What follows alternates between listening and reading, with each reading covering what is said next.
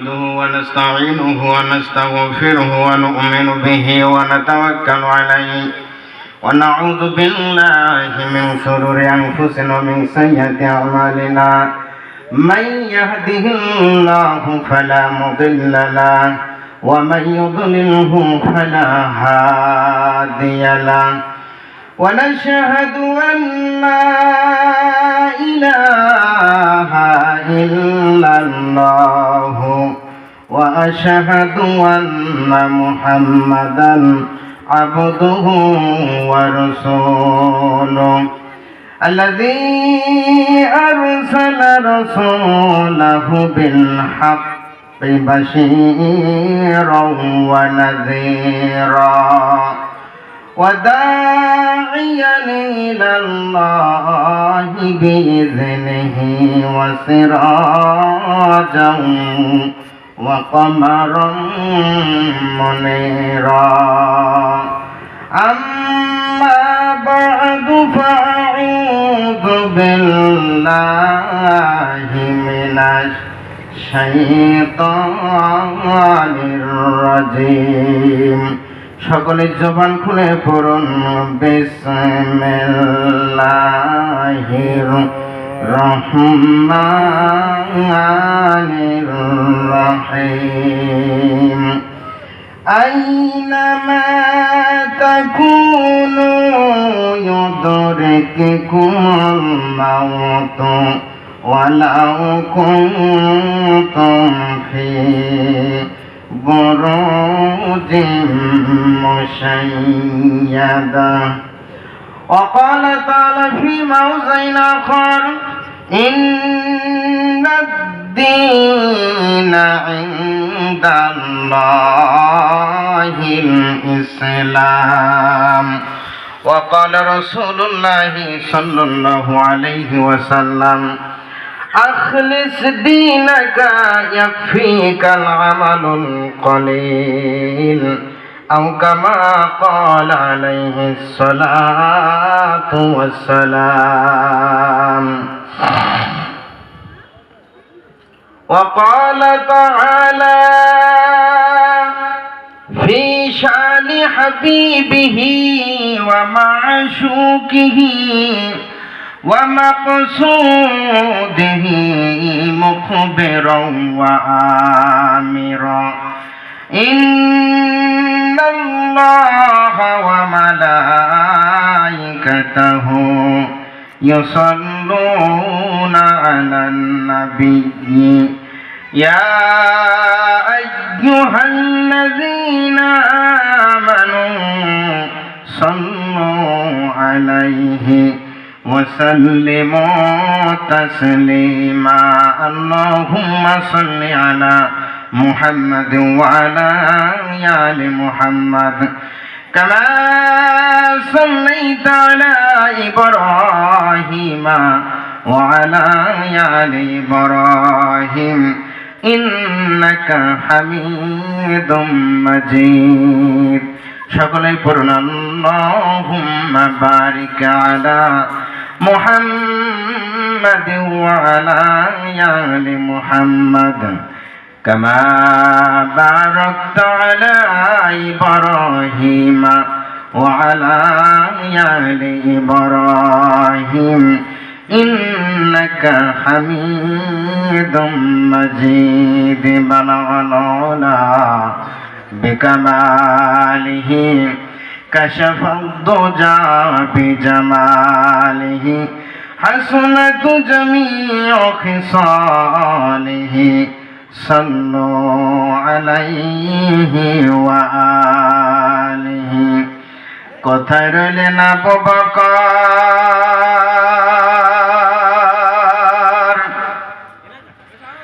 আরে কোথায় উসমান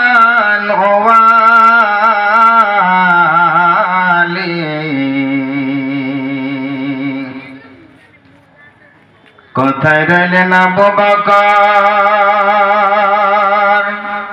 আরে কোথায় উসমান ওয়ালি আজ তোমাদের বিহীনে সোনার ইসলাম মদিনার বুকে যাই চলি বালাগনুলা বিকামালিহি কাশাফুদ্দুজা বিজামালিহি হাসনাত জামিউ খিসালিহি সাল্লু আলাইহি ওয়া আলিহি আলা ইয়া সাকিনাল কসরিল মুআল্লা সাতুদফানু আন করিবিন ফিত তুরাবি আলা ইয়া সাকিনাল কসরিল মুআল্লা সাতুদফানু আন করিবিন ফিত তুরাবি লাহু মালাকুই ইউনাদি কুল্লা ইয়াউমিন লিদুলিল মাউতি ওয়াদনুলিল খারাবি قليل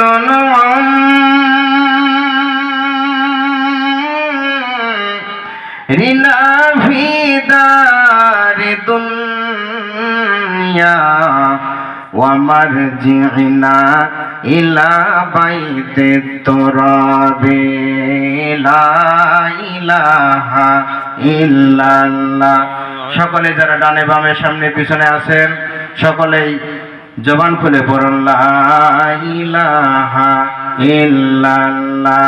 বাইরে যারা আছেন মেহেরবানি করে চলে আসেন, প্যান্ডেলে চলে আসেন।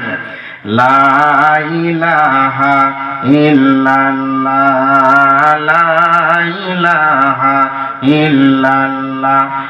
যার দিলে আছে আল্লাহর ভয়, আল্লাহ আল্লাহ সর্বদাই। যার দিলে আছে আল্লাহর ভয়, আল্লাহ আল্লাহ সর্বদাই। আইরে আহার নিদিরা ভালো লাগে না, আইরে আহার নিদিরা ভালো লাগে না, ভালো লাগে যে ইল্লাল্লাহ লা ইলাহা ইল্লাল্লাহ, লা ইলাহা ইল্লাল্লাহ, লা ইলাহা। এই ছোট বাচ্চারা সামনে আসেন, সামনে আসেন, সামনে বসেন, একটু বেশি ফাঁকা আছে। লা ইলাহা ইল্লাল্লাহ। আমরা এই কালিমার পড়েছি মালা, মিটাবো মনের সকল জ্বালা। আমরা এই কালিমার পড়েছি মালা। এই বাবুরা বলো না, আমরা এই কালিমার পড়েছি মালা, মিটাবো মনের সকল জ্বালা। হায়রে এই কালিমার প্রেম থাকিলে, হায়রে এই কালিমার প্রেম থাকিলে কবর হবে উজালা। লা ইলাহা ইল্লাল্লাহ, লা ইলাহা ইল্লাল্লাহ, লা ইলাহা ইল্লাল্লাহু মুহাম্মাদুর রাসূলুল্লাহ। আমরা সকলে বলি সাল্লাল্লাহু আলাইহি ওয়াসাল্লাম। সম্মানিত উপস্থিতি, ভূমিকায় বেশি কথা বলার সময় নেই। যে আল্লাহ রাব্বুল আলামিন আমাদেরকে বিভিন্ন কাজকর্ম থেকে, ব্যস্ততা থেকে যে আল্লাহ পাক কিছুটা সময় আমাদেরকে বের করার সুযোগ করে দিয়েছে, কোরআন হাদিসের কিছু কথা বলার এবং শোনার কিছুটা সময় যে আল্লাহ পাক করে দিল, সেই দয়াময় আল্লাহ রাব্বুল আলামিনের দরবারে শুকরিয়া আদায়ার্থে মুসলমান হিসেবে জবানের আওয়াজকে উঁচু করে সকলে কালিমাত শুকর আদায় করি। সকলে বলি আলহামদুলিল্লাহ, আরো জোরে আলহামদুলিল্লাহ। আমরা সর্বক্ষেত্রে প্রশংসা করব কার? বলেন, কার প্রশংসা করব? আল্লাহর প্রশংসা করব। কোন নেতা কর্মীর প্রশংসা করে কোনো লাভ হবে? কি বলেন, লাভ হবে? 4 পয়সা লাভ হবে না। আল্লাহর প্রশংসা গেয়ে, গুণগান গেয়ে কখনো লেখে বা গিয়ে কখনো শেষ করা যাবে না।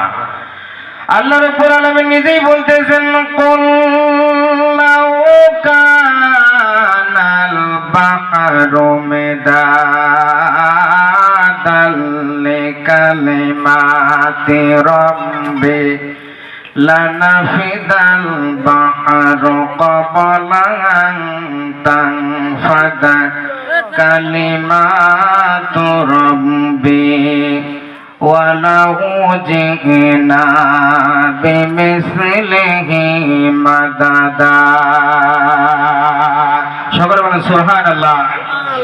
আল্লাহ রাব্বুল আলামিন কুল, হে নবী আপনি বলুন, লাউ কানাল বাহরু, সমুদ্রের সমস্ত পানিগুলো যদি কি বানানো হয়, কালি বানানো হয়, মিদাদান লানাফিদাল বাহরু ক্বাবলা আন তানফাদা কালিমাতু রাব্বি। আল্লাহ বলতেছে, হে নবী আমার বরত্ব শেষ হওয়ার আগে সমস্ত পানি যেগুলো কালি বানানো হয়েছে, কালিগুলো শেষ হয়ে যাবে। আমি আল্লাহ তাআলার বরত্ব লিখে গিয়ে শেষ করা যাবে না। সুবহানাল্লাহ। আমার বন্ধুগণ শুধু তাই না, আল্লাহ বলতেছেন ওয়ালাউ জিনা বিমিসলিহি মাদাদা। শুধু তাই না, যতগুলো পানিকে কালি বানাইয়া আল্লাহর বরত্ব লেখা স্টার্ট করার পরে যে কালিগুলো শেষ হয়ে গিয়েছে, আবারও যদি এতগুলো কালি আবারও বানানো হয়, কালিগুলো আবারও শেষ হবে। আল্লাহর বরত্ব গুণগান গেয়ে কোনোদিন শেষ হবে না। এই জন্য কবিতার মধ্যে এসেছে, আল্লাহ তুমি শরীক বিহীন স্রষ্টা মহান, মানব দানব পশু পাখি গাই যে তোমার গান। মানব দানব পশু পাখি গাই যে তোমার গান। কি বলেন? সবকিছু কার গুণগান গায় বলেন? আল্লাহর গুণগান গায়। শুধু আমরাই আল্লাহর গুণগান গাই না, ঠিক কিনা বলেন? সামনে আসেন, সামনে আসেন, এখানে সুন্দর বিছানা আছে, আসেন সামনে আসেন। যারা দাঁড়িয়ে আছেন আসেন, মেহরবানি করে আসেন, সুন্দর আলোচনা আছে, আসেন। শুধু আমরাই গান গাই না আল্লাহর। কবি বলতেছেন, হরদম বাগুয়াদ আল্লাহু না গুয়াদ টনটনা টনটনা টোটো। যে ঘড়িগুলো আছে, ঘড়িগুলা টনটন আওয়াজ করে। কবি বলে না, এই ঘড়ি টনটন আওয়াজ করে না, এই ঘড়িটা বলতেছে আল্লাহু আল্লাহ।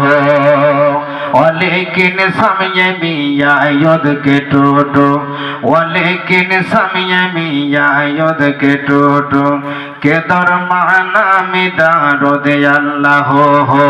আমি আপনি শুনতেছি ঘড়িটা টনটন আওয়াজ করে। কবি বলে না না, ও দুনিয়ার মানুষেরা ঘড়ি টনটন আওয়াজ করে না, ঘড়ি বলে আল্লাহু আল্লাহ। আবার তুমি যাকে চাও করো ধনবান, কাউকে বানাও দিন দরিদ্র ওহে রহমান। মানব দানব পশু পাখি গাই যে তোমার গান। ওই ভাইরা সামনে আসেন, আসেন আসেন, ওই যে দাঁড়িয়ে আসেন, আসেন, বসেন বসেন, ভালো হবে। মানব দানব পশু পাখি গাই যে তোমার গান। বৃক্ষলতায় লেখতো যদি তোমার সে গান, কালি তবে না শত শত সমুদ্রের পার। মানব দানব পশু পাখি গাই যে তোমার গান। মানব দানব পশু পাখি গাই যে তোমার গান। কি বলেন সামনে যারা আছেন, কি বলেন? সবকিছু আল্লাহর গুণগান গাই কিনা বলেন? এই জন্য আমরা কার গুণগান গাবো, কার প্রশংসা করবো বলেন? আওয়াজ করেন, কার প্রশংসা? আল্লাহর প্রশংসা। কে কে করতে রাজি? হাত তুলে দেখা, হাত নামান। যে নবী না আসলে কিছুই হতো না, যে নবীর ওসিলা ছাড়া কেউ পার হতে পারবো না, আমরা কেউ কিয়ামতের ময়দানে পার হতে পারবো না। লক্ষ কোটি দরুদ ও সালাম সকল আল্লাহর সৃষ্টির প্রধান আকর্ষণ, গোটা বিশ্ব সভার সভাপতি, বিশ্ব মানবতার কান্ডারি, বিশ্ব মানবতার মুক্তির দিশারি, সমস্ত নবী এবং রসুলগণের মাথার মুকুট, সাইয়্যিদুল মুরসালিন রহমাতুল লিল আলামিন, শফিউল মুজনাবিন, রহমতে আলম নবীউল আরব আল আজম হাবিবে কিবরিয়া নবীনা মোহাম্মদ রসুল্লাহ সাল্লাল্লাহু আলাইহি সাল্লামের উপরে আবেগ ভরে ভালোবাসার সাথে মহব্বতের সহিত সকলে আমরা একবার দরুদ পড়ি। সকলে বলি সাল্লাল্লাহু আলাইহি ওয়াসাল্লাম। নবীর উপরে দরুদ পড়ার প্রয়োজন আছে কিনা, কি বলেন? নবী ছাড়া পার হওয়া যাবে কিয়ামতের দিন? কি বলেন, পার হওয়া যাবে? কখনো পার হওয়া যাবে না। সমস্ত নবীরা হাসরের ময়দানে হয়রান হয়ে যাবে। লাস্টে আমার নবীর সুপারিশ ছাড়া কেউ পার হতে পারবে না। তো সেই নবীকে পাওয়ার দরকার আছে না নাই বলেন? নবীকে পেতে হইলে কি এমনি পাওয়া যাবে না? নবীর আদর্শ জীবন ব্যবস্থা মেনে নিতে হবে, ঠিক কিনা বলেন? এগুলো মেনে নিয়ে নবীকে পেতে হবে। আমরা কোন সাধনে পাইব তোমায় গো নবীজি, আমরা কোন সাধনে পাইব তোমায়। কি বলবো গজলটা বলবো? আমরা কোন সাধনে পাইব তোমায় গো নবীজি, আমরা কোন সাধনে পাইব তোমায়। নবী মাতেরি গর্ভে হরে আসিয়া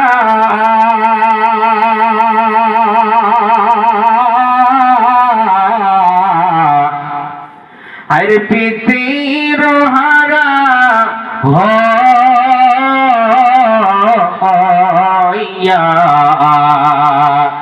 এতিমের রূপে আসিলেন ধরায় গো নবীজি, বলেন এতিমের রূপে আসিলেন ধরায় গো নবীজি, আমরা কোন সাধনে পাইব তোমায়। নবীরা কালিয়ার ভেষে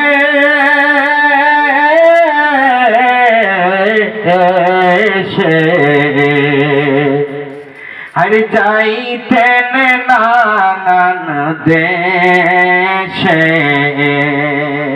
আমাদের নবী সব কিছু করছে। আজকে আমরা একটু মৌলবি হইলে কিছু কাজ করতে চাই না, ঠিক কিনা বলেন? এটা চাকরি হইলে ছোট কাজ করতে চাই না। এত বড় নবী, সে রাখালিগিরি করছে। নবীরা কালিয়ার ভেষে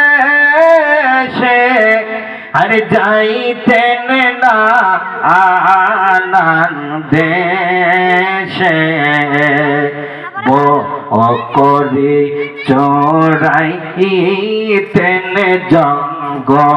জঙ্গলায় গো নবীজি, আমরা কোন সাধনে পাইব তোমায়। আমরা কোন সাধনে পাইব তোমায় গো নবীজি, আমরা কোন সাধনে পাইব তোমায়। এজন্য আমরা বেশি বেশি করে নবীর উপরে দরুদ পড়বো, ঠিক আছে? ইনশাআল্লাহ পড়বেন তো? জাগ্রত অবস্থায় যখনই থাকেন না কেন পড়বেন। আলোচনা, আমি যে আলোচনা করেছি, কবরে আমাদেরকে যেতে হবে কি হবে না বলেন? আমরা মরবো কি মরবো না বলেন? হাত তুলে দেখেন কে কে মরবেন না, হাত তুলে দেখেন। আপনারা মরবেন না নাকি? আচ্ছা, হাত নামান নামান। আচ্ছা আচ্ছা, বুঝে সুঝে হাত তুলে। বক্তারা একটু বিভিন্ন রকম পরীক্ষা করেন, একটু আপনারা একটু সকলে একটু কি করেন, একটু নারায়ে তাকবীর দেন তো সকলে। নারায়ে তাকবীর, নারায়ে তাকবীর।